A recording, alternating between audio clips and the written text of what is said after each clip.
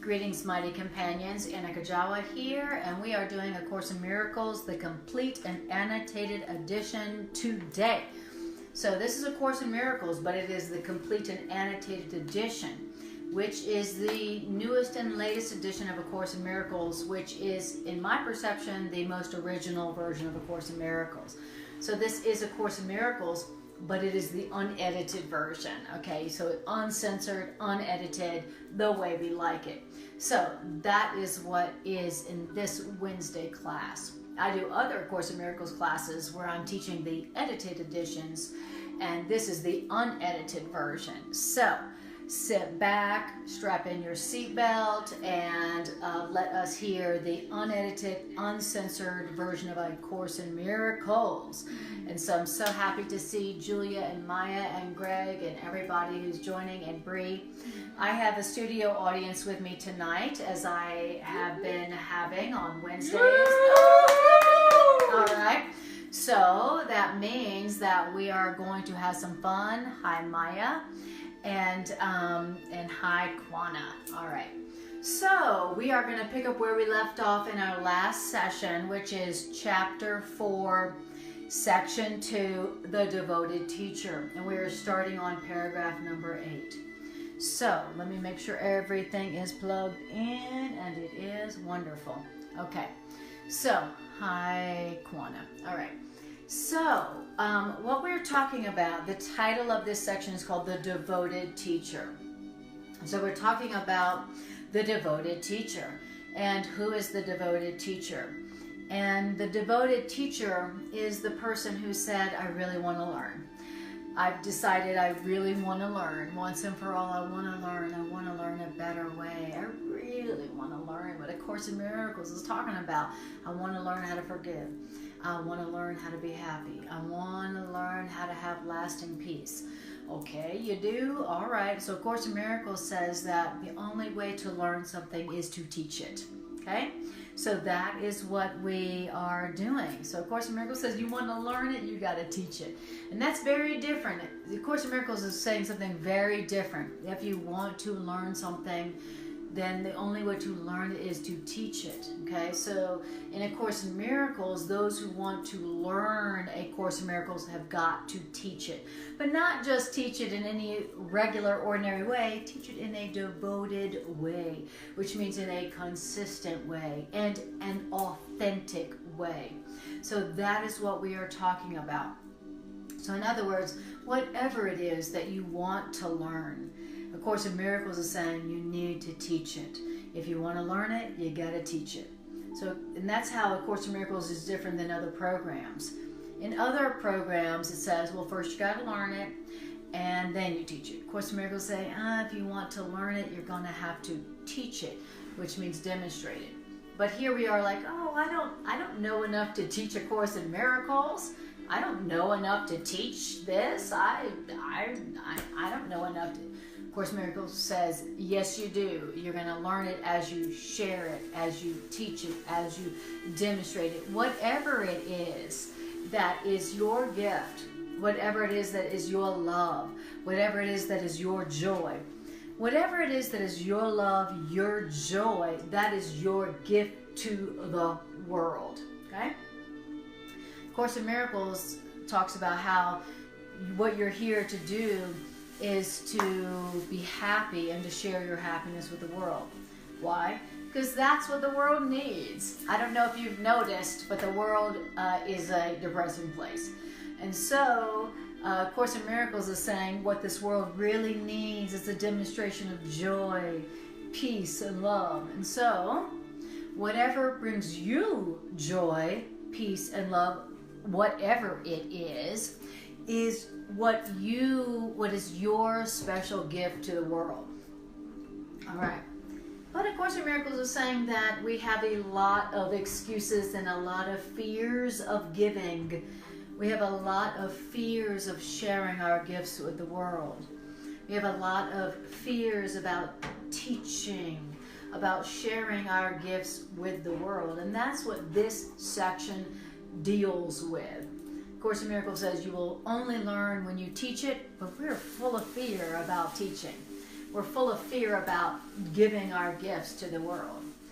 So this section talks about all those fears that we have about sharing our gifts with the world.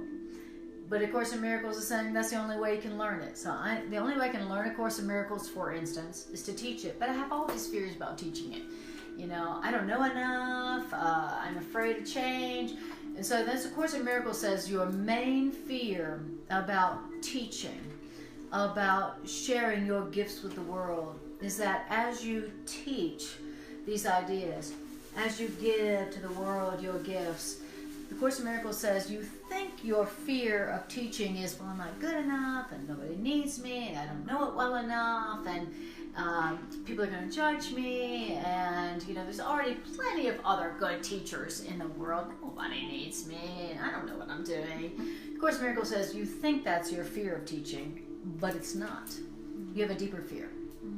Your real fear of sharing your gifts with the world is that when you do it, it's going to change you. It's going to change you. It's going to change you at the deepest, most fundamental levels, and that's your real fear. Of Course in Miracles says you're afraid to teach. You're afraid to give your gifts to the world because you're afraid of change. When you share your gifts with the world, it's going to change you. And the Course in Miracles says we're afraid of change. And the reason we're afraid of change is because our first experience of change was not so good. You know, our first experience of change was we were in the ecstatic, completely fulfilling oneness with God and the universe. Okay? That was, and then our first experience of change was from the ecstatic bliss of oneness into a body where we're not really one. We're separate and alone and on our own, right? So A Course in Miracles says that our first experience of change was from the ecstatic bliss of oneness into the pain and the separation, the pain of separation. And so now we're afraid of change. We're change shy. You've heard of being commitment shy? We're change shy, okay? So A Course in Miracles says that's your real fear of giving your gifts to the world, of being the teacher of love and peace and truth that you really are. You're afraid to give your gifts to the world. You're afraid to teach. You're afraid to demonstrate your gifts because you're afraid of the change that it will bring within you. So this section is addressing that. It's addressing our deeper fears of teaching. It's telling us what your real fear of sharing your gifts with the world really is. Now, what's the value in that? The value in that is that once you understand what your deeper fears are, your real fears are of sharing your gifts with the world, then you can look at it and go, oh, well, that's nothing. And then you might give your gifts to the world, which is what you need, and the world along with you. All right, so that's what we're going to be talking about today. We're going to be talking about you, devoted teacher. What's it going to take for you to be a devoted teacher of that which you want to learn, what you want to experience? Okay? What we're here to do, what we are here to do is to be a good teacher. What we are here to do is to give to the world that which we want to have, that which we want to experience. You ever heard that phrase, be the change you want to see in the world? Anybody ever heard that phrase? It's very popular right now. Be the change you want to be the change you want for the world. That's what this is talking about. Course in Miracles is saying the same thing. Whatever it is that you want for the world, that's what you're going to have to give to the world. So no more waiting around for other people to change in the world, for the world to be peaceful. Okay, no more of that. Whatever it is that you want to experience in the world, in your life, stop waiting for somebody else to give it to you. The way you have the kind of life and the relationship and the kind of experience in your body that you want to have, you got to teach it. The Course in Miracles is saying you're going to have to teach it if you want to learn it. Okay, so what do you want? Well, I want peace on earth, and I want peace in my body, and I want abundance, and I want a healed world. I want a world that's not perpetually, chronically at war. How about you? So if that's what you want, then you're gonna have to teach it. Teaching is learning, according to this section, according to A Course in Miracles. Teaching is learning. And so here we are, like trying to learn. I want to get, but I'm like doing it in every way besides teaching it. All right. And we have a lot of excuses about why we're not going to teach it. I'm not ready to teach it. I'm not prepared to teach it. I'm not qualified to teach it. I'm not good to teach it. There's plenty of other people teaching it. Blah, blah, blah, blah, blah, blah, blah, blah, blah. That's all your fear of learning it. And that's all your fear of change. Okay, so that's what we're talking about here. All right. I'm so glad you're here. Thanks for joining in this. Please feel free to share and join. I really appreciate your emotion. Okay. I really do. It's awesome. It's beautiful. It's so innocent. It's so welcome.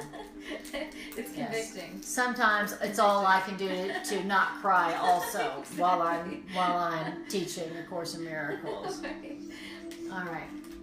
So now we're starting on it says, so I'm just gonna start with this this sentence from paragraph 7. It says, the ultimate reason why learning, which means teaching, is frightening is because true learning does lead to the relinquishment, not the destruction, of the ego to the light of spirit.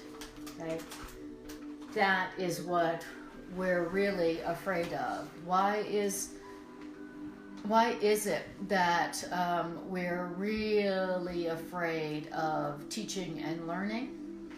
Because real, meaning authentic, teaching and learning leads to the relinquishment, not the destruction, but the relinquishment of the ego.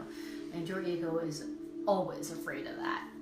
So we're afraid of teaching and we're afraid of learning because ultimately that leads to the relinquishment of the ego. No, not the destruction of the ego. I mean, the ego doesn't need to be destroyed because it's not real. So your ego doesn't need to be destroyed. It doesn't need to be vanquished. It just needs to be let go of. Oh, that's not true. I let go of it. Okay, and that is why our egos are really afraid of teaching and learning. All right. Now, it says here, paragraph 8, teaching and learning are your greatest strengths now. So you need some strength.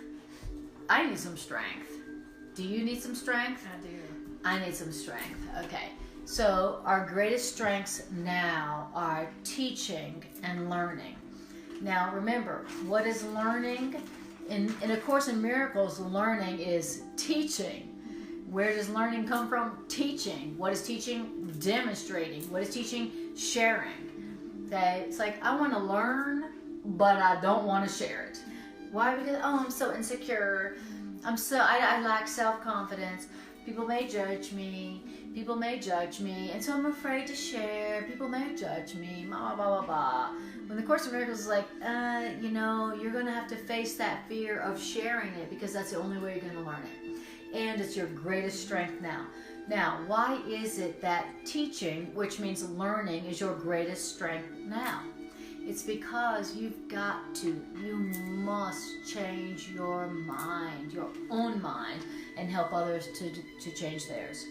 So in other words, your greatest strength right now is you changing your own mind and helping other people to do that. That's where it's at, okay? If you feel weak, if you feel incompetent,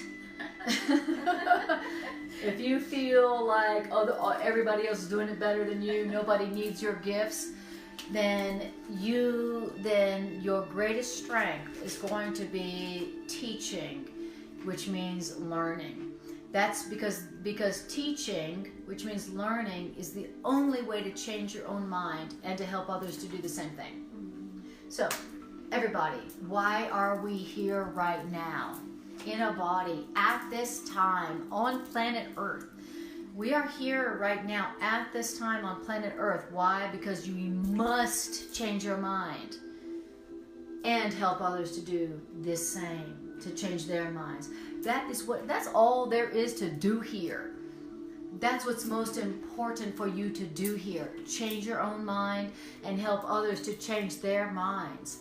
That is your strength right now, because that is what is most needed here on planet Earth at this time. Yes, that's right. So that's what your greatest strength is, because that is what is most needed on Earth at this time. For you to change your own mind and to help others to change their own minds. Okay? You think something else is more valuable than that? That's because you don't know what's going on. Right. You don't know what's going on right now, right here on planet Earth. What planet Earth right now most needs is for you to change your mind and for you to help other people change your mind. And however it is that you change your own mind and help others to change their minds, that's your special function. That's what you're here to teach. And that's what you're here to learn. All right, so that's what time it is. All right? So, welcome Deborah Quinnen and Bree and Sarka. Lovely to see you all here. Don't forget, if you have a question about what it is saying or how to apply it, feel free to ask your questions. Put it in all caps. That helps to catch my attention. So, just know that A Course in Miracles is for practical application. And the goal of all of my classes is, number one, to hear what A Course in Miracles is saying, which is a feat in itself. That's a miracle in itself. And then number two, to apply it. Okay, so that's always the purpose of my sessions. What did it say, and how do I apply it to what I'm going through? Okay. And Julia says, OMG, I can change someone else's mind? Question mark, I am struggling to change my mind. Exactly, you got it. How do you help other people to change their mind? You learn how to change your own mind. How do you change your own mind? Help others to change their minds. It's like this beautiful circle. You can either do it by helping them to change your mind, or you can do it by changing your mind. Wherever you start is fine. Okay, but he says you must, what does it say? You must change your own mind and help others to change theirs. That is why you are here. Now you may think you have another purpose here, but according to A Course in Miracles, you are here on planet Earth at this auspicious time to change your own mind so that you can help others to change their mind. That is why you're here. And so once you go, okay, I get it. I get why I was born in a body at this time on planet Earth. I get it. Okay, great. I'm going to be about that. It says your life changes. Your life changes. And one of the things that changes about your life is that when you remember what you're here for, what you're here to do, and you devote yourself to that, then you unlock all the support of the universe. All of a sudden you go on cosmic scholarship. And that's pretty good. You know, if you've ever been on federal or government scholarship, this is way better. You know, in other words, you don't have to pay it back with interest. So that's what we're going for. That is way better. That's way better. Cosmic scholarship, way better than government scholarship, right? So you go. And that's what it means to say your greatest strengths now. Why is it that teaching and learning is my greatest strengths now? Because when I devote myself to that, then I unlock all of the cosmic support of the universe. Yeah. The universe wants mankind and all the children and all the sentient creatures of Earth to be healed, to be released from guilt, from the belief in lack, from the belief in separation and death. All the universe, created by love, wants to support mankind in the awakening from the belief in separation and death. And so anybody, like you, including me, that says, okay, I'll devote myself to the teaching and learning of the truth that we're not separate, there's no separation, that I'm not a body, I'm spirit, only love is real. Anybody who is willing to devote themselves to teaching and learning the truth will get cosmic support toward that purpose. Okay, so that's why teaching and learning are your greatest strengths now. All right. So that's why he's saying that right now, the universe and God and all the angels, everybody that is invested in the awakening of mankind, they are going to support you when you devote yourself to teaching and learning these ideas. That's why teaching and learning these ideas are your greatest strengths now. So that's what I learned early on in my study of A Course in Miracles. I learned early on that all I had to do was learn A Course in Miracles. All I had to do was like, okay, I'm willing to learn A Course in Miracles, and I'm willing to teach A Course in Miracles. I don't know A Course in Miracles, but I'm willing to learn A Course in Miracles, and I'm willing to teach A Course in Miracles. And I did not know how to teach A Course in Miracles at all. I was 19. I was like, okay, fine, I'll teach A Course in Miracles. I don't know anything. I've only been studying blah, blah, blah. But, and so what I learned was all that as soon as I was willing to learn to teach A Course in Miracles and learn A Course in Miracles, which is the same thing, I learned that it unlocked for me whatever I needed whenever I needed it. Okay, that's why teaching and learning these ideas are your greatest strengths now, because they will unlock the treasures of heaven. They will unlock for you whatever you needed, whenever you need it, as long as you need it. Okay, that's what it means to say teaching and learning are your greatest strengths now. Okay, just so you know. Now, in other words, when you devote yourself to changing your own mind and helping others to do the same, then all your needs will be provided, because of that is what the universe needs. So if you are willing to support the mankind and the children of God in awakening from separation and lack and death and suffering, guess what? You're going to be supported. That's why teaching and learning are your greatest strengths now. Great. So are you willing to devote yourself to that? Are you ready to devote yourself to that? Okay. So that's the question. Now, how are we doing? Questions. Deborah says, I just tuned in and I just got a message in 10 seconds. Pow. Right on. Awesome. That's the beauty and the power of A Course in Miracles. You can tune in anytime, anywhere, and hear what you need to hear. Thank you for saying that, Deborah. And Julia says, OMG, I can change someone else's mind. Okay, right. And Greg says, proof you're always on time, Deborah. You're always on time, Deborah. I love it. Now, it says, so it says in paragraph 8, it is pointless to refuse to tolerate change or changing because you believe that you can demonstrate by doing so that the separation never occurred. What does that mean? That means the dreamer who doubts the reality of their dream while they're still dreaming is not really healing the level split. You have dreamed of a separated ego, and you have believed in a world which rests upon a separated ego. This is very real to you. You cannot undo this illusion by doing nothing, which means not changing. It says, so, if you are willing to renounce the guardian... Oh, wait a minute, I've already read all that. Okay. I am really on paragraph 9. But I will finish paragraph 8. That's paragraph 8. Okay. It says, if you are willing to renounce the role of guardian of your thought system and open it to me, I will correct it very gently and I will lead you home. Okay. So, A Course in Miracles is saying that here's what we're here to do. You must change your mind, and you must help others to change theirs. That's what you're here for. That's how the healing of the world occurs. And once you make that decision to become a devoted teacher, which is someone who's like, I'm devoted to changing my own mind and helping other people to do the same, you unlock the resources and the support of the universe. And it says, but to do that, you've got to renounce the role of guardian of your own thought system. To change your mind, You got to do this. You got to stop going, well, however I see it, that's the only way to see it. However I perceive it, that's the truth. The way I see it, that's reality, and no question. Course in Miracles says for you to change your mind and to help others to do the same, you're going to have to renounce the role of guardian of your thought system and open it up to love and open it up to spirit.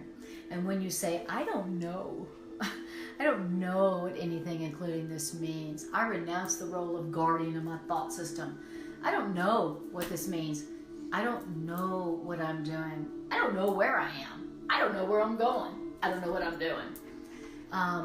When you renounce the role of guardian of your thought system, then Spirit will do what? Then Spirit will correct your thought system very gently. Will correct your thought system very gently. And what? Leads you home. Okay? So that's how you change your mind. Okay? Isn't that beautiful to hear how you change your mind? It said you must change your mind and help others to do the same. But how do you change your mind? You say, I don't know. I renounce the role of guardian in my thought system. I don't know what this means. I don't know what I mean. I don't know what I am. I don't know what I'm doing. I don't know where I'm going. I don't know anything, especially if I'm not blissed out happy. Literally. I don't know what anything means. But there is something within me who does. And so something within me that does, love, I ask you to be the guardian of my thought system. Decide for me what this means, love. Decide for me what to do, love. Decide for me what this is, love. Decide for me how to interpret this, love. And it says once you do that, that love will correct your false belief system that you learned from the past that didn't make you happy and lead you home. And it will do it very gently. It won't tell you, what an idiot, I can't believe you ever thought that. It will correct your old belief system from your past very gently and lead you home. Beautiful. Now, that was paragraph 8. Now we're at paragraph 9. It says, every good teacher hopes to give their students so much of their own thinking that your students will someday, one day, no longer need you. Oh, okay, so now we know what a good teacher is. What's a good teacher? A good teacher is someone who someday, when their students go, you taught me so good, I don't even need you anymore. Have you ever had people who were using your insight and your support and your help for a while, but then one day you never heard from them again? Anybody ever had that? They were using you, please help me, and you were like helping them, and then you never heard from them again. Okay, that's what happens with a good teacher. The goal of a good teacher is that one day the people that you are helping will no longer need you. Okay, because why? Because you gave them so much of your own thinking. Now, they learned how to think for themselves from you, and so they didn't need you to think for them anymore. That means you're a good teacher, and that's the goal of a good teacher. Okay. Now, it's important that we learn what it means to be a good teacher. Why? Because what we just heard, if you're going to be a good learner, that means you're going to have to be a good teacher. See, that's what's different about A Course in Miracles. You want to be a good teacher? You want to be a good learner? You want to learn A Course in Miracles? That means you got to teach it. That's what's different about this curriculum. You want to learn it, you're going to have to teach it. Yeah. Oh, I'm going to have to teach it. Okay, great. And to be a good teacher means that your goal is to give so much of your thinking to the people who come to you that one day they'll be like, I got it, now I can think for myself. Thank you very much, I don't need you. And then you never hear from them again. That's a good teacher. And it says, this is the one real goal of what? Of who? The parent, the teacher, and the therapist. Okay. I happen to be all three, so awesome. I'm the teacher, the therapist, and what else? The parent. Yes. I'm all three. It says this goal of being a good teacher will not be achieved by those who believe that they will lose their child or pupil or patient if they succeed in teaching, if they're a good teacher. Okay? So, in other words, it's impossible to convince the ego of this because this goes against all of the ego's own laws. Okay? So, in other words, the goal of a good teacher or a parent or therapist. Okay? Are you a teacher, a parent, or a therapist? Well, yes, you are. You're one of the three. You're one of the three. So, or you're all three like me. And so, now remember, you can't learn this unless you teach it. Okay? And so, that means that, okay, I'm going to have to teach it. Okay, well, here's what it takes to teach it. You're going to have this goal of teaching it. And the goal of teaching it is that you will give everyone, your pupils, your children, your patients, your friends, anybody who is in your experience.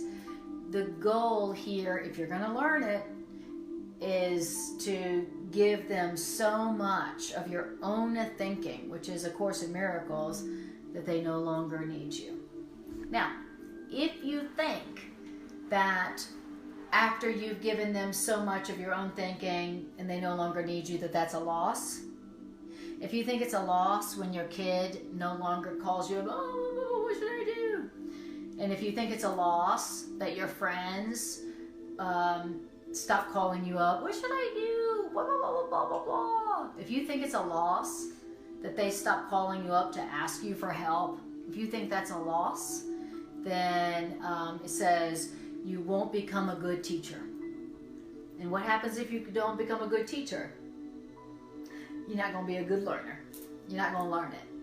So if you think that by giving to your friends and your family and your children and your patients, if you think that it's a loss when they no longer need you, then you're not going to be a good teacher, which means you're not going to be a good learner. Okay, so do you want to learn A Course in Miracles? Okay, then that means that when it is that people who have been coming to you for these ideas, for help, for assistance, for learning, when they come to you and you give them your own thinking from A Course in Miracles and then they stop calling you, remember, that means you did a good job. Okay? Remember that. When people you have been giving the truth to, whoever that is, stop calling you, remember, you did a good job. A good teacher's goal is that they receive so much of your thinking that they no longer need you and they stop calling. Including children, friends, patients, pupils, etc., etc. Wow. So it says, now, okay, so let me just stop there for a second. Questions or comments? Okay, hello Demi and Carolina. Good to see you here. And Bree says, if I think it's a loss when they no longer come to me, I won't become a good teacher. Love this. Then, yes, beautiful. All right. So, Bree, is Gloria watching? Is that why you said hi? Okay. Yeah. Hi, Gloria. All right. Okay.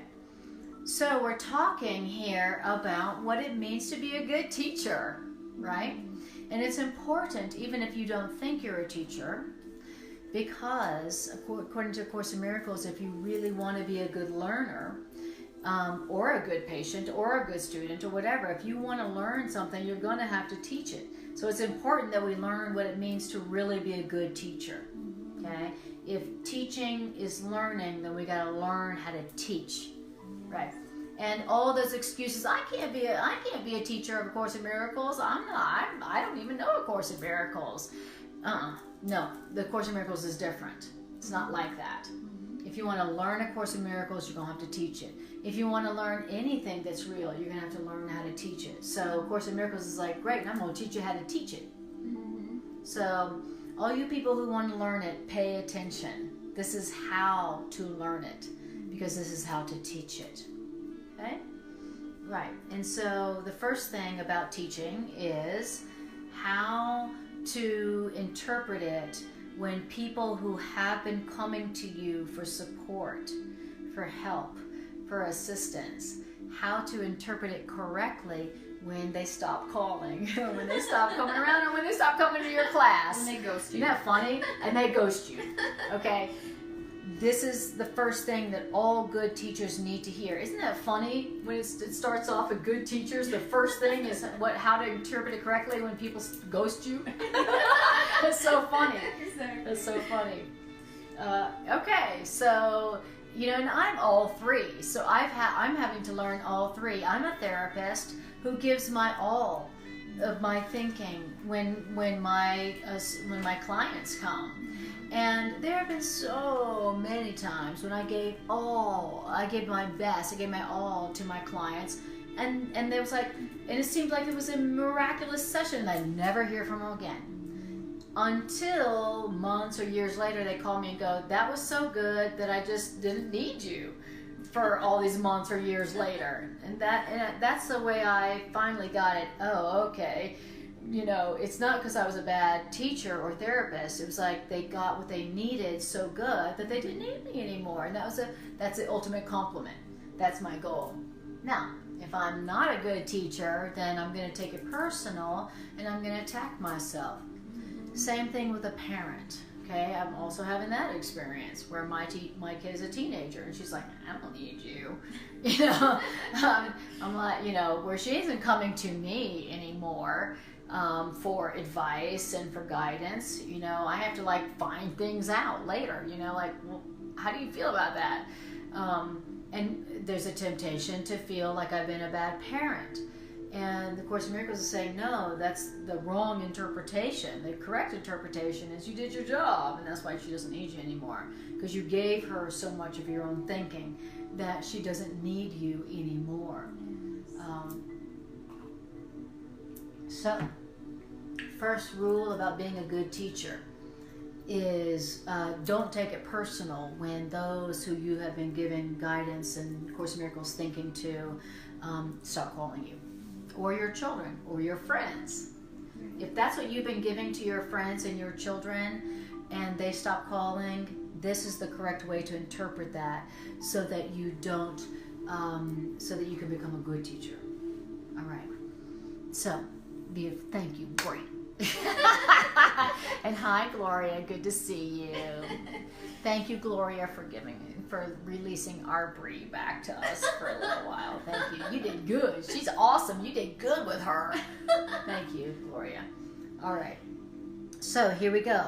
So it says this. Now, it's impossible to convince your ego of this, that you're a good teacher when they no longer need you anymore, because that goes against all of the ego's own laws. But remember that laws are set up to protect the continuity of the system in which the lawmaker believes. So, it's natural enough for your ego to try to perpetuate itself. Of course, your ego is going to try to perpetuate itself. That's natural. Once you have made your ego, but it's not natural for you to want to obey the ego's laws unless you believe in the ego's laws. Your ego cannot make this choice because of the nature of the ego's origin, but you can make this choice because of the nature of your own origin. Okay, so your ego is always going to be trying to perpetuate itself. That's what the ego is, and that's what the ego does. So the ego is always going to be wanting to have you obey it. Okay? The ego is going to be like, obey me. Okay, obey me. Listen to me. Do it or else. Do it or else. Do it. Do it. Okay? Your ego, it's very natural for your ego to want to keep itself going. Your ego is a parasite. Once that parasite is born, it's very natural for that parasite to want to keep itself going by feeding off of you. Okay? But it's natural for the ego to want to try to stay alive. Once that parasite is born, then that's natural for that parasite to want to stay alive. Okay? That's natural. but it's not natural for you to continue to obey your ego. Okay? That's not natural. Okay? It's natural for the ego to want to stay alive, but it's not natural for you because unless you believe in your ego. So you don't have to obey the ego. You don't have to obey the ego. Why? Because the ego didn't create you.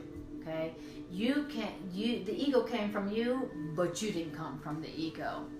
So it says the ego cannot make this choice to stop obeying itself because of its origin, but you can cease to obey your ego. Okay? Now, what does that mean for you to stop obeying your ego? Okay? That's the question. So for a long time, you have been obeying your ego. Your ego said, be afraid. And you went, okay, afraid of what? And your ego said, blah, blah, blah, blah, blah. You said, all right. So because you didn't come from your ego, it's not natural for you to want to continue your ego or obey your ego. All right.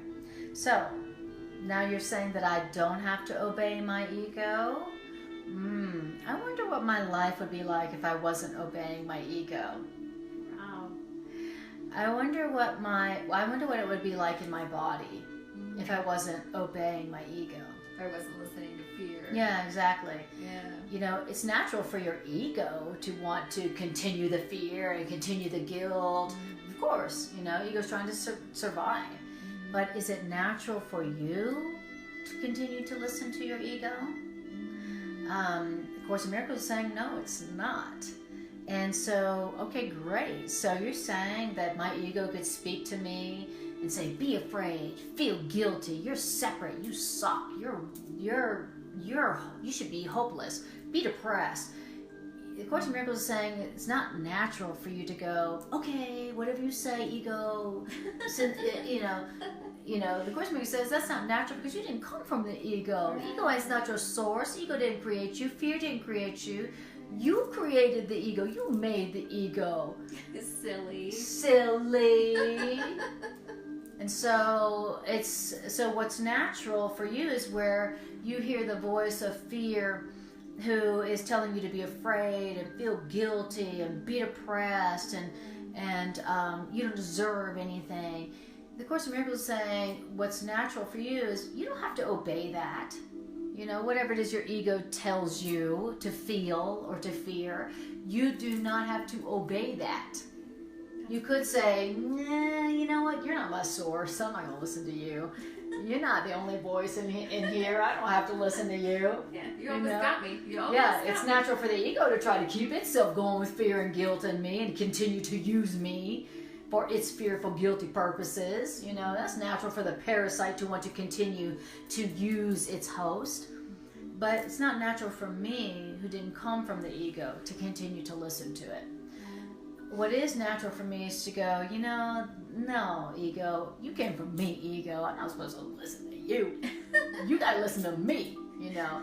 That's what is natural. Now, all right, how are we doing? So Bree says, wow, that's good news. It's not natural to obey the ego, the negative thoughts of fear and doubt. Exactly. All right. Okay, so that was paragraph 9. So any questions or comments in here in our live studio audience before we check in with our Facebook audience? What's a good way when the ego seems so pervasive, the thought seems so convincing, for someone to shift that thought to the truth of love and sustainability and joy and peace, when they're succumb with that thought that produces that feeling of depression or fear or anxiety, or does that make sense? Yes, absolutely. So Bria is asking, when the voice of the ego is very strong, very compelling, and it seems to like have taken over your brain. It seems like that's the only option, that's the only reality there is what the fearful mind, the lack and limiting mind is producing. What's the best way to shift that? The true voice, the true expression of love and peace. Because I know many people who have this idea of what that is intellectually, but like to actually shift it. What is it? I mean, obviously studying, yes, and prayer and meditation. Right.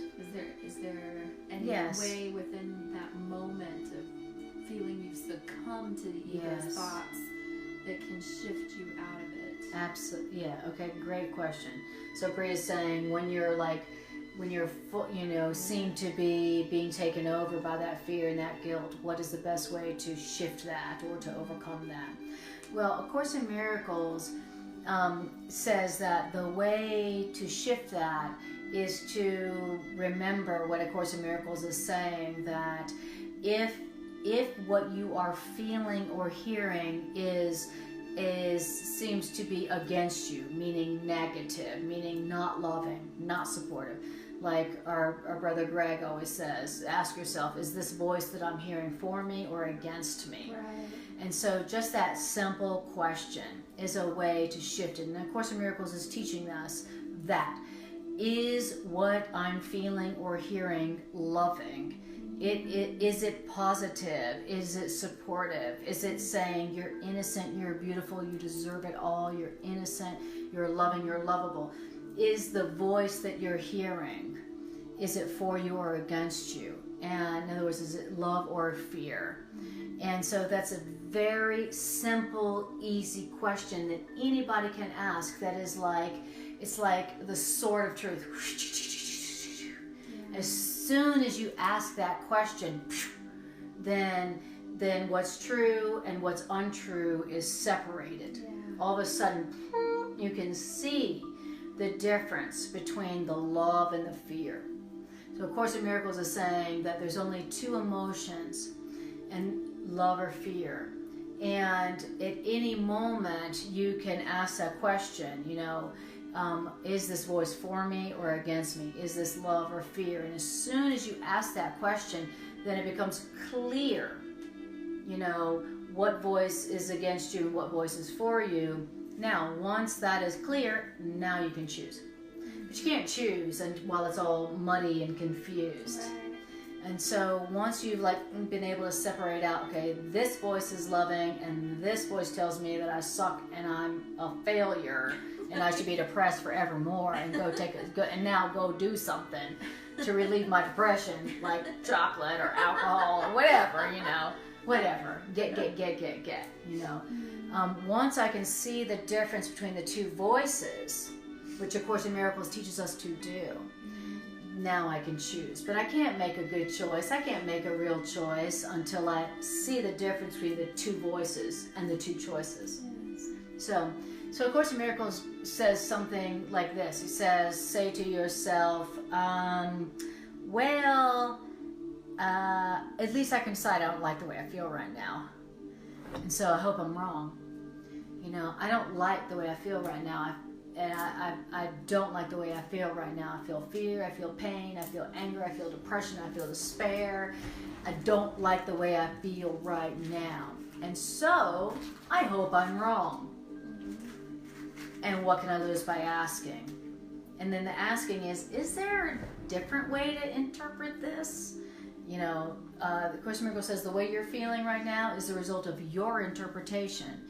And if the way you feel right now is not good, that means you've made an interpretation according to fear. And you could just say, I don't like the way I feel right now. Maybe there's another way of interpreting this. I'd like another way of interpreting this. What can I lose by asking? And then you ask, is there another way of looking at this, Spirit? And Spirit goes, oh, awesome. I'm so glad you asked. Yeah, there is. There is another interpretation of what you're perceiving and what you're going through that would produce only joy and power and positivity and productivity. Okay? And then Spirit is like, here it is. So thank you for that question. Yeah, thank you for answering. Yes, beautiful. Okay. Awesome. Now, all right. Awesome. So here we are. Now we're on paragraph 10. And it says this. Egos can clash in any situation, but souls cannot clash at all. Oh, so only egos fight. Only egos fight. Only egos clash. Okay, so are you clashing? Are you wanting to clash? Are you wanting to correct somebody if you think they're wrong? I am going to correct you for your own good. Okay, that's a clash, by the way. You know, you're not right, I'm right, and I'm going to tell you how I'm all right. That's a clash. Only egos clash. And now egos can clash in any situation or any relationship, but souls cannot clash at all. Okay, so if you're coming from your soul, you're not going to be clashing. You're not going to be trying to correct people. You're not going to be trying to prove people wrong. And people who are coming from their souls are not going to be trying to prove you wrong or clash with you. Okay, or trying to correct you. Only egos do that. Only egos are like, I'm right, you're wrong, and now let's clash. Okay, only egos do that. Souls don't. Okay. Now, so if you perceive a teacher as merely a, quote, larger ego, then you're going to be afraid, because to enlarge an ego is to increase separation anxiety. Now, so mind you, we're talking here now, we're talking about good teachers, and now we're talking about the ego. So the ego is a teacher too. You got the good teacher in you, and you got a bad teacher. You got good teacher, and you got the ego, who's the bad teacher. Now you got two teachers in you. Now, it says don't engage in this foolishness. What foolishness? Course in Miracles. Course in Miracles is so direct. It just goes, don't do it. Don't clash. Don't be that kind of bad teacher that could clash to prove or to correct or teach. Don't be that kind of teacher. Don't engage in such foolishness. A good teacher doesn't clash with other egos in order to prove or to teach something. Okay? Only a bad teacher does that. Okay? Only a bad teacher goes, I'm right and you're wrong and I'm going to prove it to you. Okay? So, look, I got this degree and that degree and you got no degree. Okay? Only bad teachers, called the ego, engage in such foolishness of clashing with other egos in order to teach something. So don't engage in that foolishness. You don't want to teach anybody by clashing with their ego, by clashing with what they believe. That's not being a good teacher. That's being a bad teacher. That's being the ego. Okay? So he says, now, here's what the good teacher says to you. Okay? Our good teacher, our higher mind teacher says this to us. I will teach with you, awesome, and I will live with you if you will think with me. Oh, nice. Okay. All right, good teacher in me. There's a good teacher in you. There's a bad teacher in you. The bad teacher in you goes, I'm going to prove to them that I'm right and they're wrong. And they're going to see that I'm right. And they're going to go, you're right. Okay? That's the bad teacher in you. We call that the ego. Yes. That's the ego. That's the teacher that's always willing to clash in order to be right when it's wrong. But the good teacher in you says, I will teach with you and I will live with you if what? If you will think with me. So, would you like the good teacher, the higher teacher, the ultimate teacher to live with you and to teach with you? Would you like that? Okay, here's how it goes. You'll think, if you will think with the good teacher, the wise teacher. Beautiful. And then the good teacher within us says this to us, but my goal will always be to absolve you finally from the need for a teacher. Okay? That's what a good teacher always says. I want to give you so much of what I think that you no longer need me. Yeah. Okay? The bad teacher goes, I need you to need me. I want you to be dependent on me. You need me. I want to possess you. You need me, be dependent on me, make me your only teacher. That's what a bad teacher says. Okay? So, when you are siding with the good teacher and all you want to do is give so much of your own thinking to those who are sent to you that they no longer need you because now they think just like you. Okay? That's how you know that you're aligning your own consciousness with a good teacher. Okay? So, that was paragraph 10. Okay, any questions or comments on paragraph 10? While I take a breath. Okay, so remember, the title of this section is the devoted teacher, which means the good teacher. And it's important that we hear about the good teacher because it's the only way to learn. So if you really want to learn A Course in Miracles, you're going to have to learn how to teach it. And this is telling us how to teach A Course in Miracles. And so if you think that you're not ready or able or capable to teach A Course in Miracles until you learn it, you've not heard what A Course in Miracles or the teacher of A Course in Miracles is telling you. Okay? A Course in Miracles is not saying, once you be a good Course in Miracles student, then you can teach it. It's not saying that. It's saying, if you want to learn A Course in Miracles, you're going to have to teach it. Okay? And if you want to teach A Course in Miracles because you want to learn it, then you got to learn that the goal here is to give so much of your Course in Miracles thinking to people that they no longer need you. So the goal of being a good teacher is that people are not dependent on you. It's the opposite of the goal of codependency. And we're all used to codependency in our relationships. We have no idea what it means to have relationships where we're not codependent. We think that a good relationship is where they need me and I need them, okay? And in an equal amount at the same time. So now it says in paragraph 11. So the goal of I'm going to give you so much of what I've learned from A Course in Miracles that you no longer need me. That's the goal of a good teacher. Well, that's the opposite of the ego-oriented teacher. That's the opposite of the ego-oriented teacher's goal. Okay, what is an ego-oriented teacher's goal? Okay, it is this. Okay, the ego-oriented teacher's goal is where you are concerned with the effect of your ego on other people's egos. In other words, where you are interpreting their interaction with you as a means of your ego preservation. Right. Okay? So what is an ego-oriented teacher? A bad teacher is like, did I affect you good? You know, where an ego-oriented teacher is, I'm just concerned about how my teaching affected you. But that's just to preserve my ego. So it's just ego boosting. Right. It's just ego boosting pride. Right. Okay? Did my ego affect your ego? Was my pride able to be boosted by your response to what I shared with you? Right. Vanity. Okay, and this is teaching for whatever it is that you're teaching, by the way.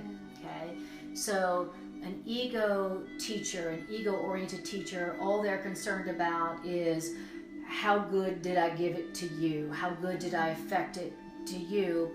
But only as my ego. Okay? I'm only here to boost my pride. Okay, in other words, interpreting our interaction as a means of ego preservation or pride preservation. Okay? In other words, do you still need me? How much do you need me? You still need me, and you need me good, and you need me more than other teachers? Awesome. Okay, that's an ego-oriented teacher. And it says, now this is no less true if you're afraid to teach than if you are frankly out to dominate. So whether you're a teacher who's afraid to teach or you're teaching in order to dominate, it's the same thing. You're an ego-oriented teacher. Now, it says the form of the symptom is only a reflection of your particular way of handling your separation anxiety. So I was talking about in the last 2 sessions of this section about your fear of teaching. And of course, A Miracle says we have a fear of teaching, which is really our separation anxiety. We're afraid to teach because as we share this with others, it's going to change us. As you teach others, as you share what you want to learn, it will change you. Of course, Miracle says that's the reason you're afraid to share what it is you want to learn. Whatever it is you want to learn. Do you want to learn peace? Do you want to learn healing? Do you want to learn growth? Do you want to learn oneness? Whatever it is, we're really afraid to share that because it will change us. We're afraid of change. And in the earlier 2 sections it said we're afraid of change because our first experience of change was not so great. Our first experience of change was from the ecstasy and the complete fulfillment of oneness with God. And then our first change was into a body where we were separate and needy and incomplete and hungry and afraid. So our first experience of change was from the ecstasy of oneness into the pain and lack and deprivation and death of separation of change. So it's saying that that's our real fear of teaching. Our real fear of sharing and teaching what we want to learn is that we know it's going to change us and we're afraid of change. Okay? So that's our real fear there. And whether our fear of teaching is coming in the form of I'm afraid to teach because of my own anxiety or because I want to dominate, doesn't matter. The fear of teaching can take 2 forms. The fear of teaching can I'm teaching to dominate, or the fear of teaching can take the form of I'm not going to teach because who needs little old me? Okay, your fear of teaching can take 2 forms. Still the same thing. Okay, so do you recognize that? One form of fear of teaching is, oh, nobody needs what I have to do.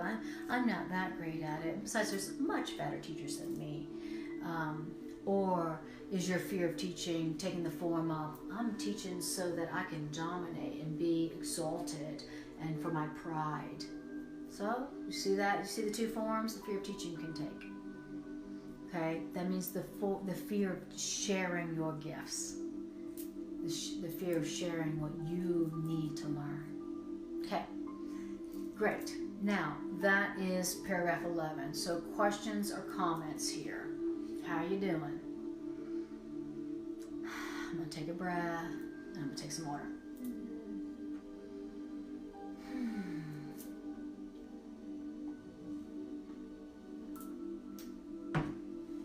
Alrighty then. Well, then we'll just go on to paragraph 12.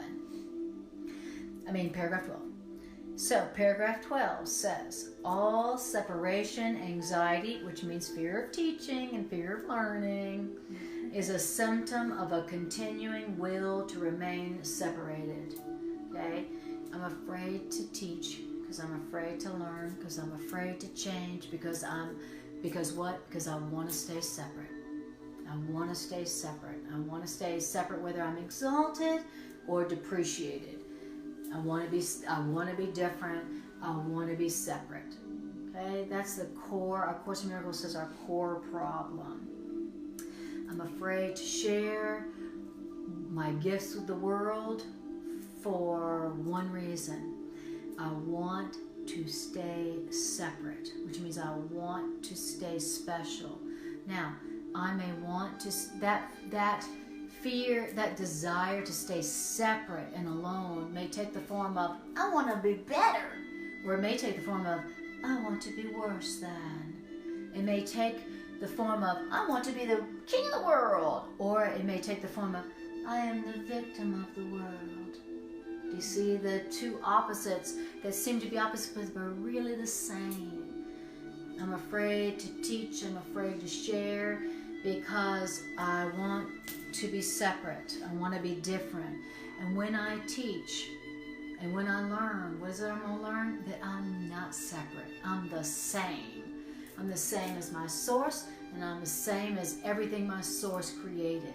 That's my real fear of teaching and learning.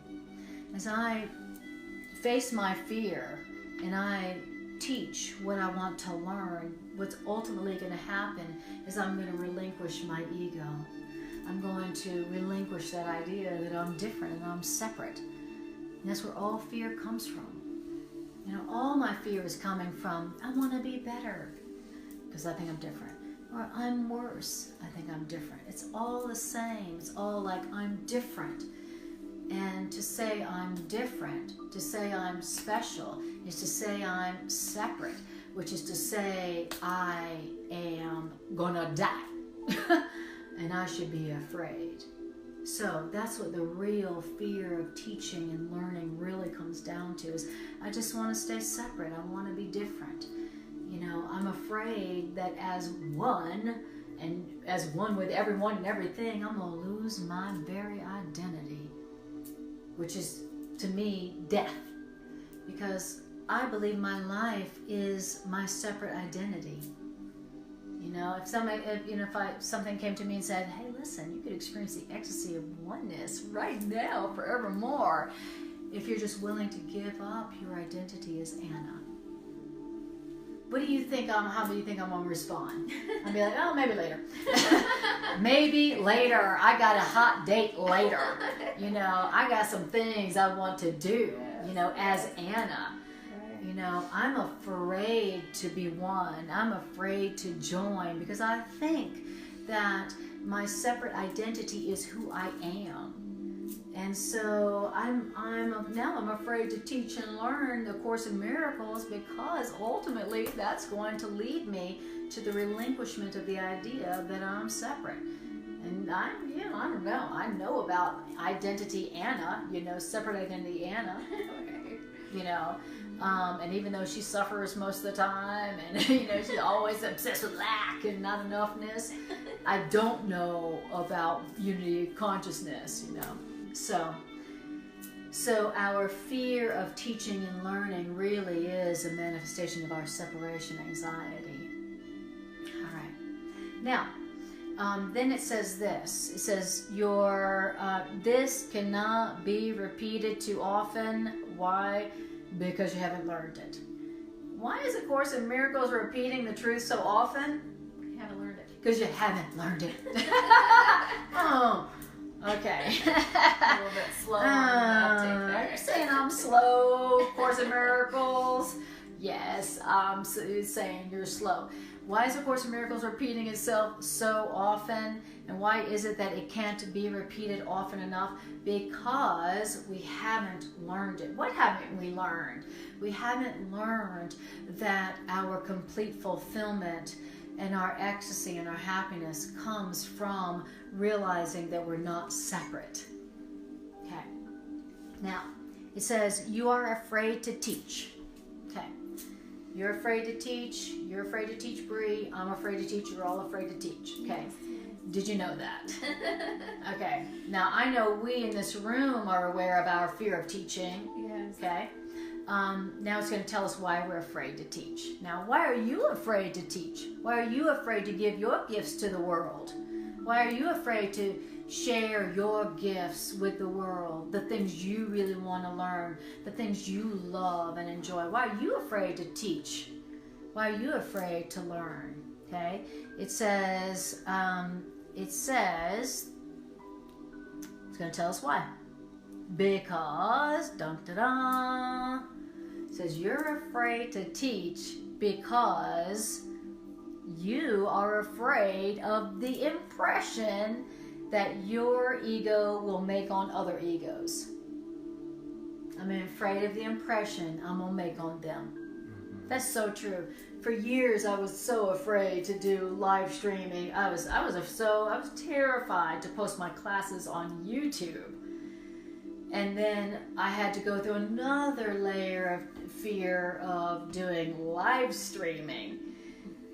And then now why? Because I was afraid of the impression that my image, which means my ego, was going to make on their ego, their images. Right. I mean, to the point where I went through my Facebook friends, and any family that was in my Facebook feed, I said unfriend, unfriend, unfriend, unfriend, unfriend. And my family were like, why'd you unfriend me?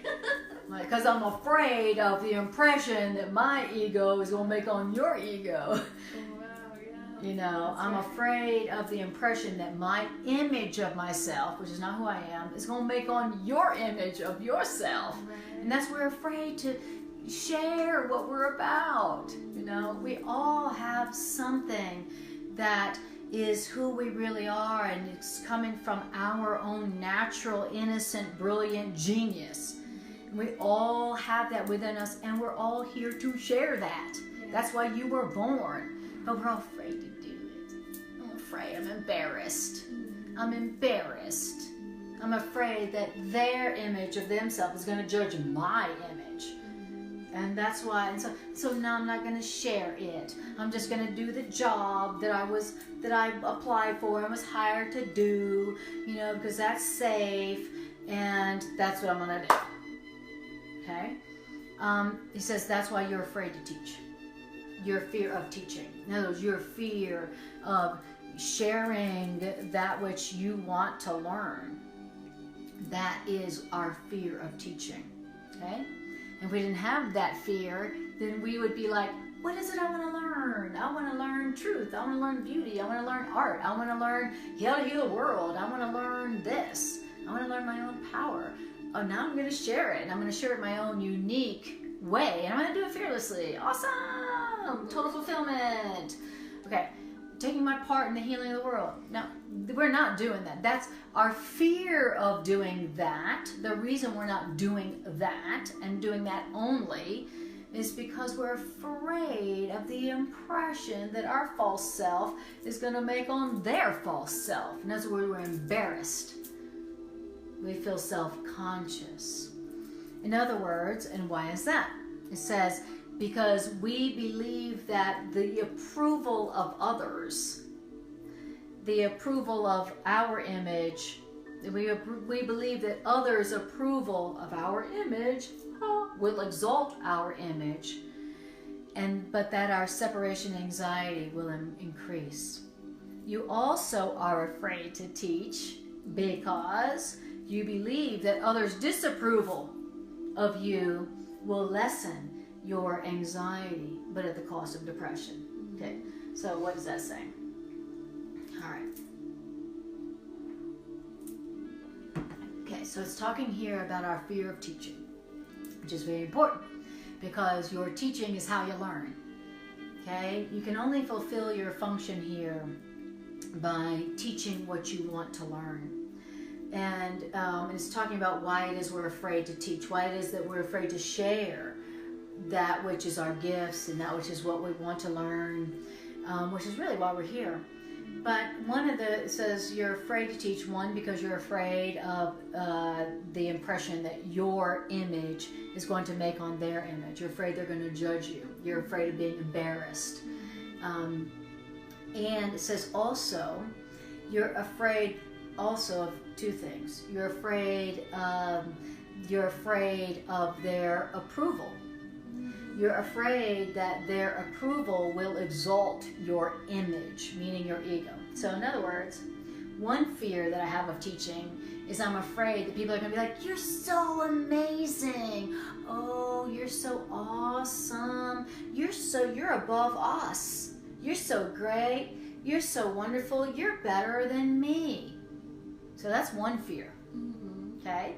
And the reason why we're afraid of that is that we're afraid that as they exalt us, that we will feel even more separate, even more anxious. Why? Because as people go, you're so amazing, you're better than us, you're wiser than us. The Course in Miracles says your experience of separation increases, which means now you're up here and they're down here, and now you have farther to fall. So I'm afraid that people will think I'm so awesome because now there's pressure. Now there's a height from which I can fall, and I don't want to do that. Then it says the other thing is we're also afraid, it says we feel more comfortable with if people were to be like, oh, I don't know, you're not so great. Oh, Marianne Williams is so much better than you. Marianne Williamson, she's such a better teacher. It says we feel more comfortable with that. We feel more comfortable with them not exalting us but disapproving. So here we are, we're afraid of people exalting us, but we feel more comfortable with people disapproving of our sharing, our teaching. Why? Because, and it says, and because now we feel more comfortable with that. Now there's no place to fall, but at the cost of being depressed. Why? Because now you're like, oh, I gave my gifts and they disapproved. Now I'm depressed. And now I'm sad. And now I'm sad.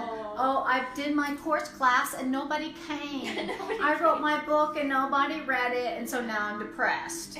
Even though I feel more comfortable with that. Okay? So, I feel more comfortable when people don't watch, or they disapprove, or they don't buy my book, or they don't watch my class, or whatever. I feel more comfortable with that, but at the cost of being depressed because people disapproved in my perception. And it says these are our fear of teaching, and these are our sabotages of teaching. Okay, so can you guys relate to that in terms of fears and sabotages for putting it out there? Oh, Bree says she can. Okay, awesome. Yeah. Anybody else out there can relate to the fear of teaching? I'm afraid that they're going to love me and then exalt me, and then now there's all this pressure, and I'm going to fall from a high perch, and that hurts. Okay? And then there's also this I'm afraid of teaching, and so I'm going to set it up where people are going to disapprove. I'm going to share with the people who would disapprove. Sometimes one of the ways we sabotage our teaching and sharing is we only share what we're doing with people we know will disapprove. I just wrote this new poem. I'm going to call my dad up and share it with my dad. My dad's like, I have no idea what it's saying at all. And besides, your punctuation sucks. Okay, now, so now I'm not going to share it anymore. And then I put it in a drawer and I never share it again. Okay? Ever. That's called fear of teaching. That's called fear of sharing. Why? Because you feel more comfortable with the disapproval.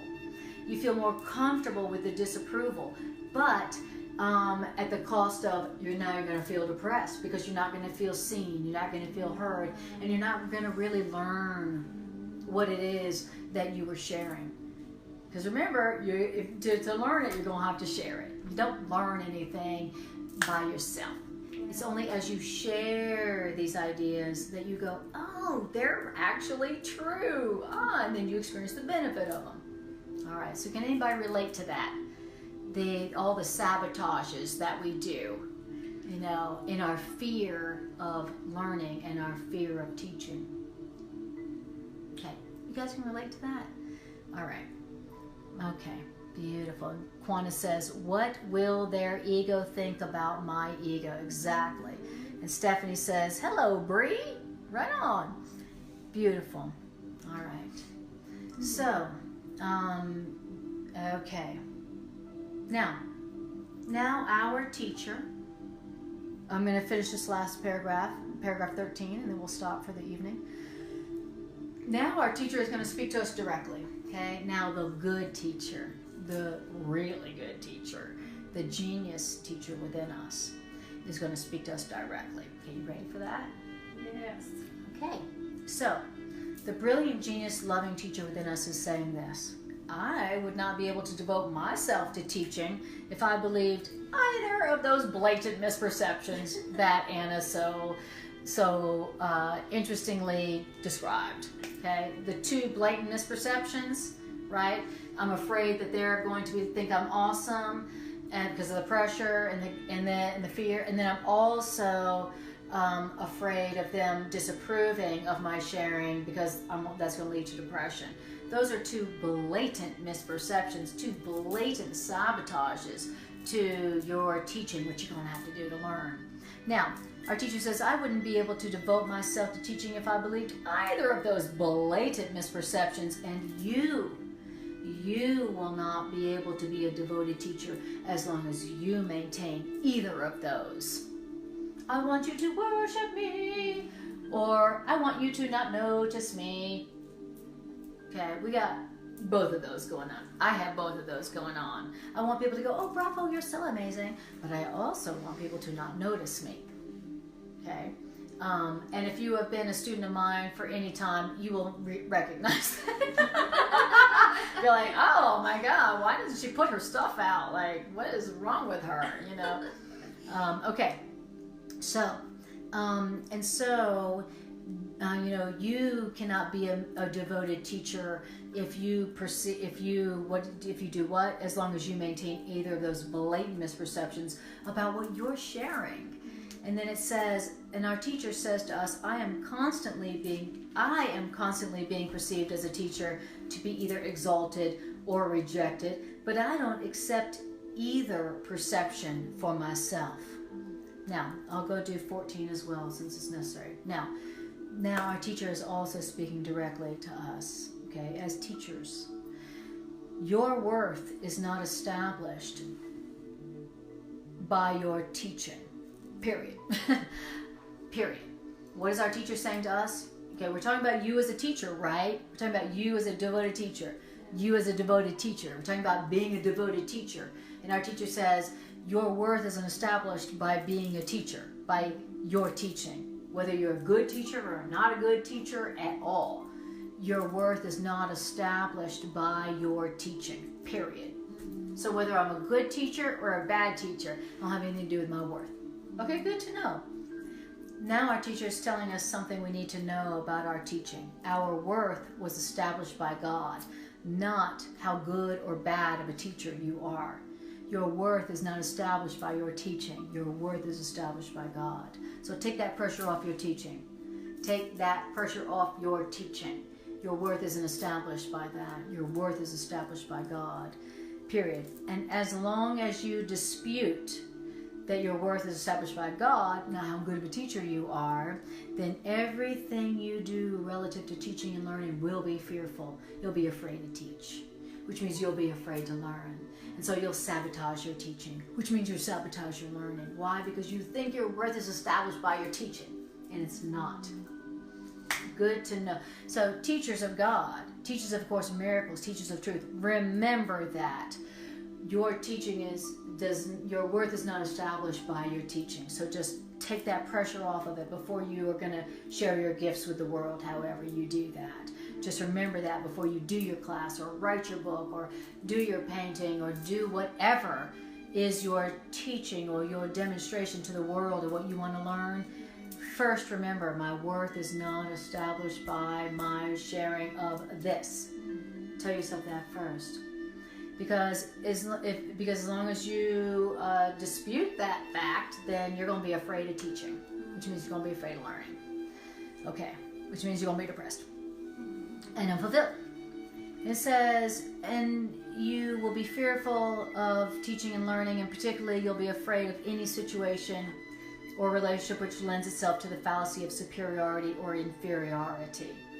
Okay, so stop burdening your teaching and making yourself afraid to share by still having the fallacy of superiority or inferiority. Your teaching has nothing to do with your inferiority or your superiority at all. Now it says, so teachers must be patient and repeat their lessons until they're learned. I am willing to do this, to repeat my lessons and teaching with you until you learn them, because I have no right to set your learning limits for you. All right. So it says, once again, nothing you do or think or will or make is necessary to establish your worth. Okay. Now, so that was a very important point about teaching and learning. Okay.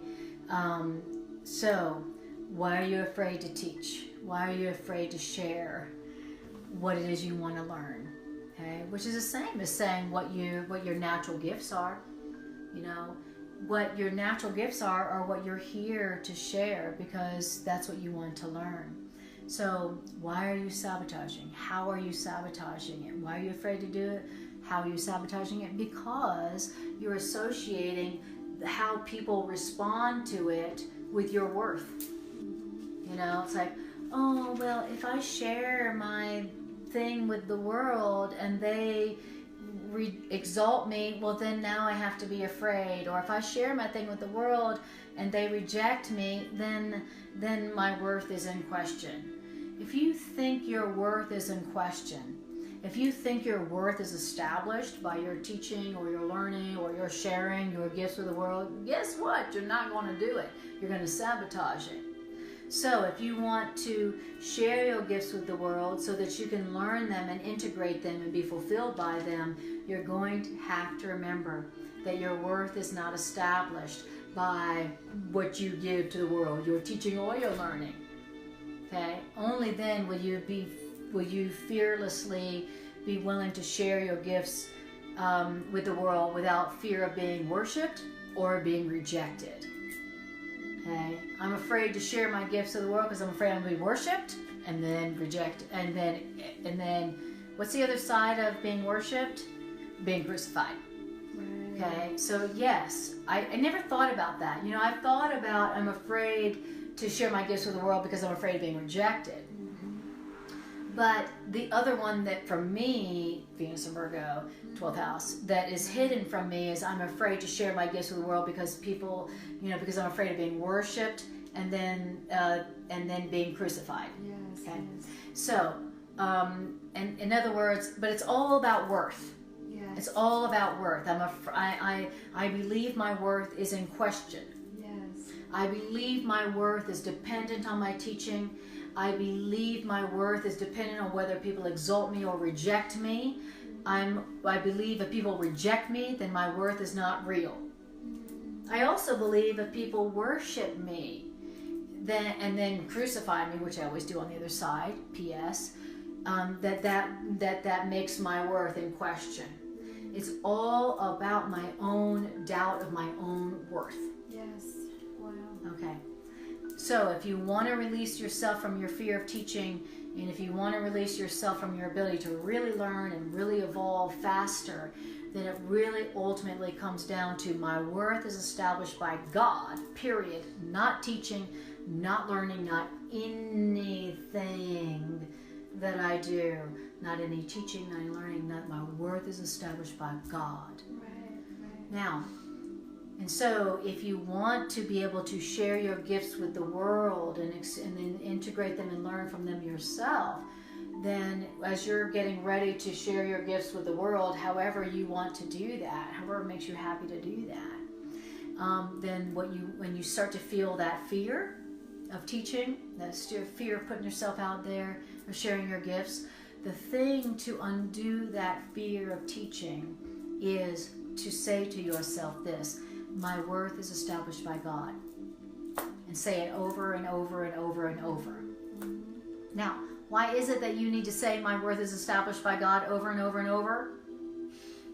Because you haven't learned it. Duh. Right? Why is it that A Course in Miracles needs you to repeat it over and over and over? Because you haven't learned it. Why does A Course in Miracles have to say the same thing over and over? Because you haven't learned it. Okay? Once you learn it, then we don't need the repetition. So if you are being called to share with the world that which you want to learn, then, and you have your own, you have that sabotage tendency, temptation coming up, fear of being worshipped and crucified, or fear of being rejected, fear of how people will perceive you, fear of how people will, how the impression you're making on others, and they may reject you. If you're in that right now, which I bet you are, if you're watching, probably are, then hear what it's saying is say to yourself over and over, my worth is established by God, not teaching or learning. not teaching or learning, not anything you do or wish or make or teach or learning, nothing. Your worth is established by God. And the only reason that you're being called upon to teach, which means demonstrate, which means share, is because that's the only way for you to learn it. You're not doing it for them. You're not doing it for your pride. You're not doing it for your ego. You're not doing it so you can be, more separated from the crowd. You're doing it because that's the only way for you to learn it. Remember that. And so remembering these things and hearing these things and doing what A Course in Miracles is saying to do in this section, that is the way to overcome the fear of giving your gifts to the world, of teaching the world what you need to learn. Because that's the only way to learn it. All right. So that is it for this session here. And I'm so thrilled to see you all here, Melanie and Mary. Thank you for joining this healing circle.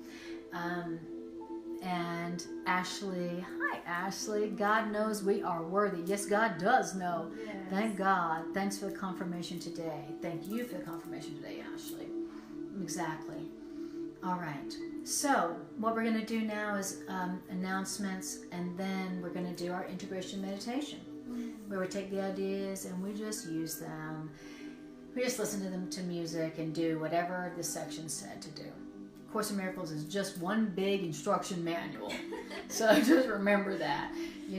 That's what I'll do a lot with A Course in Miracles. I'll read a paragraph and then I stop and I say, well, what did that just tell me to do? And then I do it. If it said, remember this, or think of this, or do this, I stop and I go, okay, I'm going to do that. And then I go to the next paragraph, because that is what A Course in Miracles is for.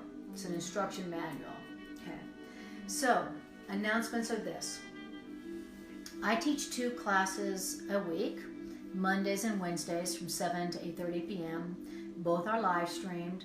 One's live at the Rocky Mountain Miracle Center in Denver.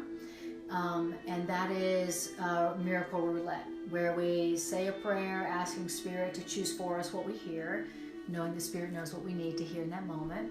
And then we do a random number generator.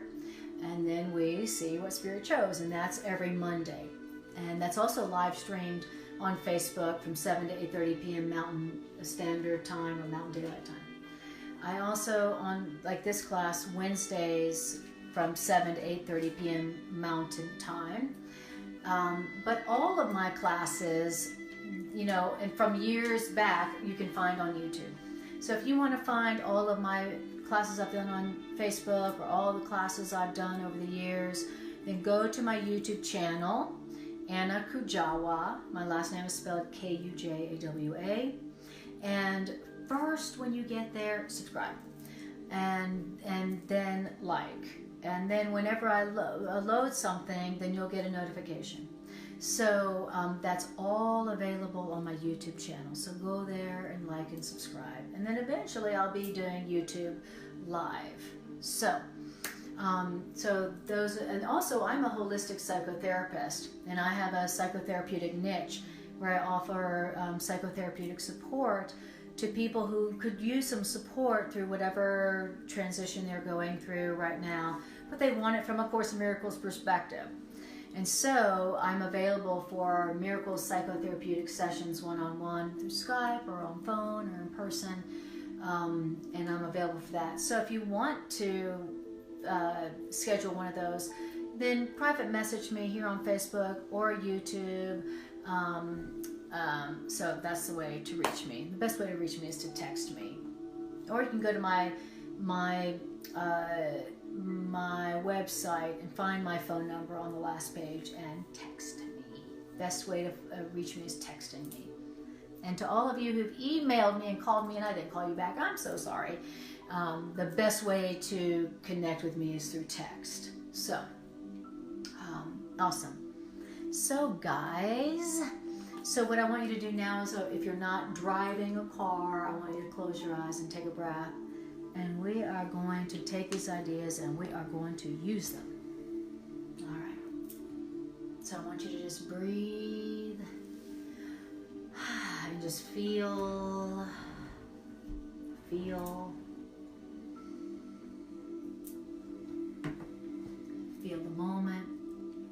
Feel how these ideas feel in your body, in your mind, in your heart. Feel how these ideas feel in your emotional body.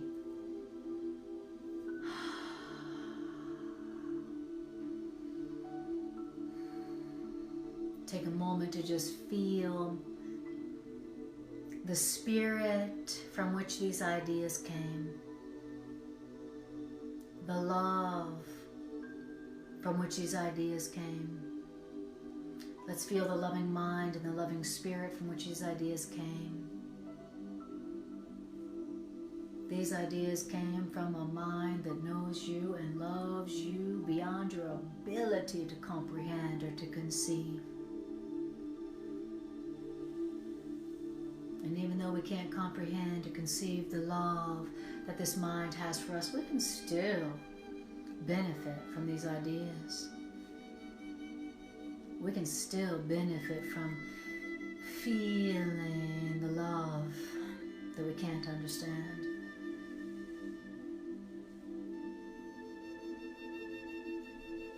Beautiful. So now I want you to ask yourself this question. What is it that I really want to learn this lifetime? What is it I want to experience and accomplish this lifetime? What is it that I know I am and I want to be, that I haven't let myself be? I know I am that writer. I know I am that painter. I know I am that creator. But I haven't let myself be it. What is that? What is that thing? What is it that when you are sharing it, you lose track of time and space, and you would do it even if no one ever paid you from now till forever? Because when you are doing it, you feel happy, you feel complete, you feel fulfilled. What is it that when you are sharing it, you feel one with the world? You feel one with everyone. What is it that when you're doing it, you feel a joy that you can't even understand? What is it?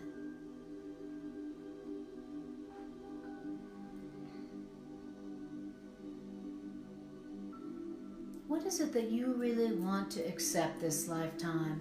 What is it you really want to learn for yourself this lifetime?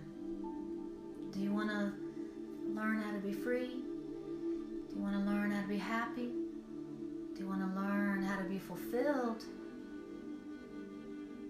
Do you want to learn how to be the genius, artist, creator that you know that you are? Do you want to learn how to do what you love and be sustained by it? Do you want to learn how to accept your own healing in your mind and your body? What is it that you want to learn this lifetime? What is it? Same thing as saying, what do you want to accomplish? What is it you really want for your life? What kind of life do you want?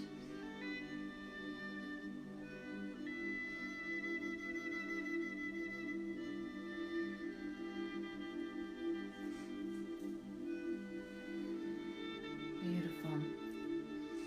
Now, A Course in Miracles is saying for you to learn that, you're going to have to teach it. You're going to have to share it. You'll have to help other people to learn how to do that themselves. So, are you willing to look at your fear of teaching others how to have and be what you want to have and be? Are you willing to look at your fears of that? Are you willing to face your fears of the changes that will happen in you and in your life as you do that? as you help other people to be and have what you want to be and have? Are you willing to face your fears of the changes that will happen in you for the better toward that?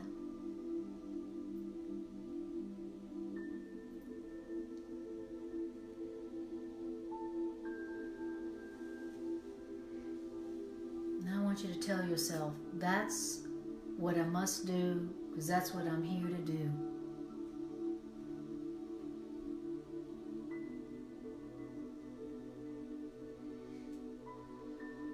Now, I want you to now remind yourself that it doesn't matter what other people, it doesn't matter the impression you make on other people. It doesn't matter. It doesn't matter whether they exalt you or reject you. And I want you to say to yourself, it doesn't matter whether people exalt me or reject me. It doesn't matter. It's the same thing. Whether they put me above them or they put me below them, that's the same thing. That's my fear of being myself and giving my gifts to the world. It's the same fear. It doesn't matter whether people exalt me, worship me, or reject me. It doesn't matter, because my worth is not dependent on that. My worth is established by God. So, it doesn't matter whether people worship me, exalt me, or reject me. It doesn't matter. I'm going to give my gifts to the world. I'm going to teach and demonstrate what I want to learn, because that's the only way I can learn. And I'm going to teach because that's how I need to learn. That's how I learn.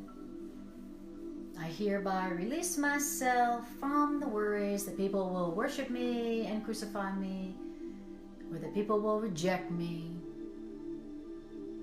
They're both the same, and they both don't matter, so we'll do it anyway. And breathe. I'm going to teach this, and I'm going to share this because I need to learn it, that's all.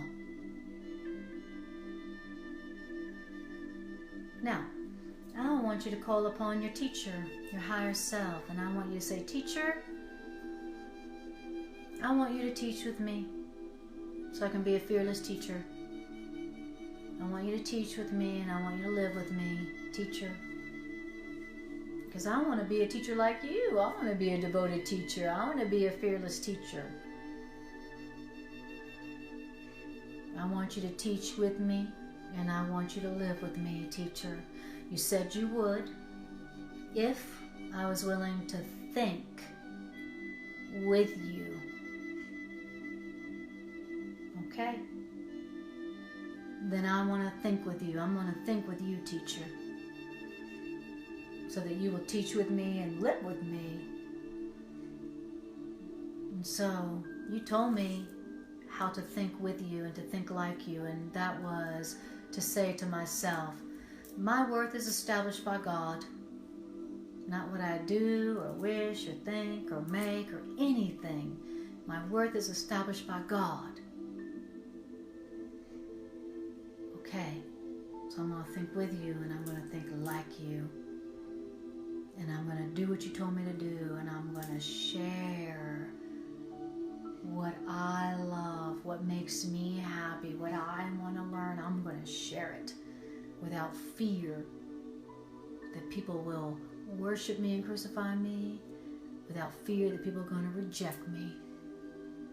I'm going to think like you, so you will teach with me. Thank you, teacher. And breathe and feel. What does that feel like? Feel that empowerment as you feel the release of the fear of teaching. Feel what it feels like to stand, to come into your own as a devoted teacher. Not a worried teacher, not an anxious teacher, not an embarrassed teacher, but a devoted teacher. What does that feel like to be a devoted teacher? Free from anxiety, free from embarrassment, free from worry.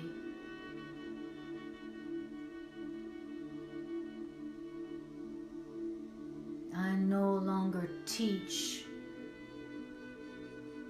for the effect on other people's egos. I only teach now so that I can learn what I want to learn.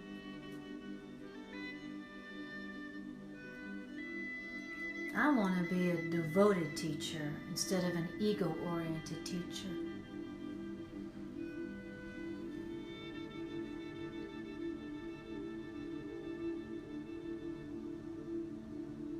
Beautiful. This is you forgiving and releasing your fear of teaching.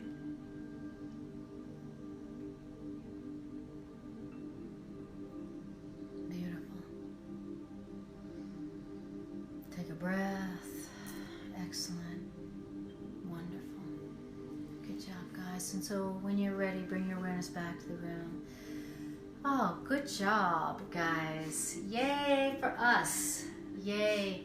Yay for us. I thank you for joining this healing circle, and the world thanks you for joining this healing circle, because guess who benefits from you joining this healing circle? You, and all the world is one with you. So good job. Thank you, thank you, thank you. You're awesome. You are the light of the world. You are the light of the world, and you are fulfilling your function right here, right now. So you can feel good about that. I appreciate you. I appreciate you more than I can say, and I will see you next time I see you.